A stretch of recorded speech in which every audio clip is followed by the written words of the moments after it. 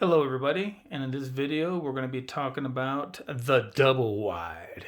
Why? Because if you live in a trailer park and if you have a double wide, you're that much cooler. Okay, let's talk about the double wide. This thing prints in the box actually prints in two pieces, and every shelf that goes within the double wide will print in two pieces as well. Currently, the one that I'm showing you right now is offset just a tiny bit. This is not the part that you guys will be getting. I thought that I don't know. I don't know if you guys have ever heard of the art of having one little thing off within a perfect piece spurs creativity.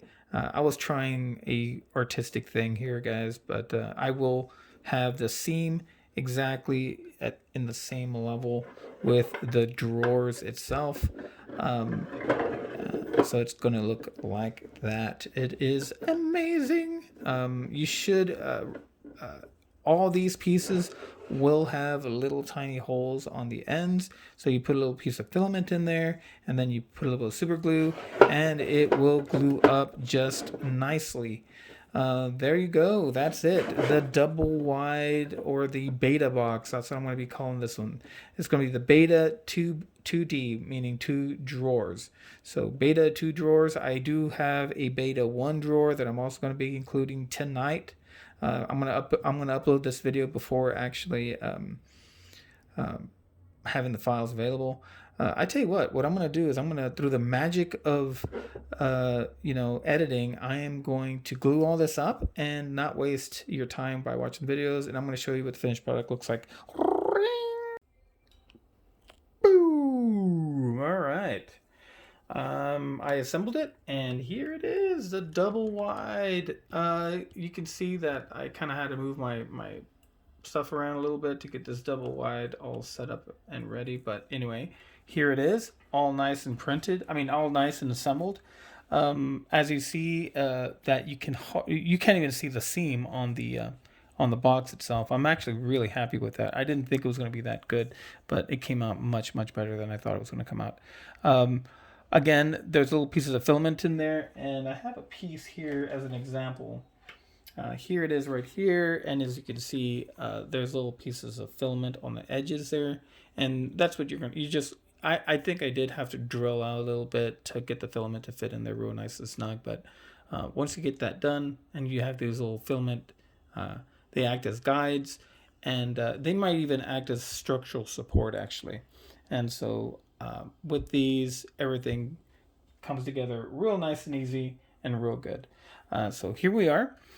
One of the things that I discovered after assembling this thing is I found out that this drawer was designed with a backing, and because there is a backing on it, every time I pushed in a drawer, it would create air pressure in the back. This acted like a piston. And the thing is that I don't know if you know this, but the tolerances are very tight. And so because of that pressure that was happening in the back, I wasn't able to shut the drawers in right. And every time I pulled it, it would act like it'd create some kind of suction force, and the whole thing would move. So it's not doing it now because I drilled holes in it in the back. Now, the reason why there's holes in the back of this thing is because it's so long, and this long top and these bottom pieces here, there's nothing supporting this long piece of plastic here. And as you see, the other boxes and their sizes, there's going to be weight pushing right there at the center, right there at the glue line. So without that printed backing on this drawer, without that support, that could probably break. And so I created that back wall, but I didn't take account that there would be some kind of a weird suction force in it. So what I'm going to do is I'm going to print some holes. I'm going to drill some holes in the 3D software that I have, and then not only will you save a little bit of plastic, not much, but it will make it easier for you to open and close these things. These are great. You can see I'm already storing stuff in it. I got my awesome special edition airbrush, right? And it's it's sticking in here already, and it fits perfectly.